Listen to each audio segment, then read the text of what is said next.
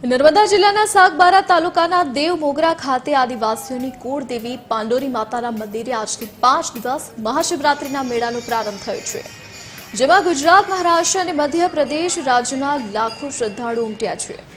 દેવમોગરા મેળામાં આદિવાસી સંસ્કૃતિના અનોખા દર્શન થાય છે। શિવરાત્રીએ શિવની પૂજા થાય છે, પણ અહીં દેવમોગરામાં શિવની નહીં પરંતુ શક્તિની પૂજા કરે છે।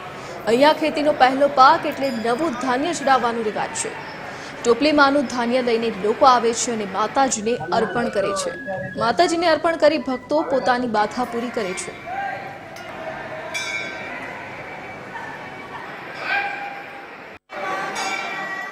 ટ્રેક્ટર લઈને આવેલા છે અને 30 જણા છે અમે।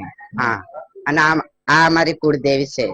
હા, યામોગી માતા અમારે આ બાધા રાખેલી હતી કે અમે 5 વર્ષ સુધી અહીંયા પગયાત્રા આવશું। હે, અને હિગારી લઈને આવશું, ચુંદડી નારિયેલ फुलहार चढ़ावीશું અને કઈ અમે આ માનતા રાખેલી। जो चीज यहाँ है वहाँ भारत में किसी मंदिर पे नहीं है। यहाँ पे जो बरकत दी जाती है डांगर की और जुआर है, सब यहाँ जो अन्न है, खेडूत जो भी आता है माता जी के पास मांगने आता है कि खेती में माता जी बरकती दे और लक्ष्मी दे और जितना घर में है वो सुख शांति दे, ये मनोकामना पूर्ण हो, इसे माता जी को प्रार्थना करते हैं। शिवरात्रि ना दिवसे से એટલે અમે દેવમોગરા માતા આવ્યા। અમને બહુ વિશ્વાસ છે માતાજી પાસે, એટલે અમે આવ્યા।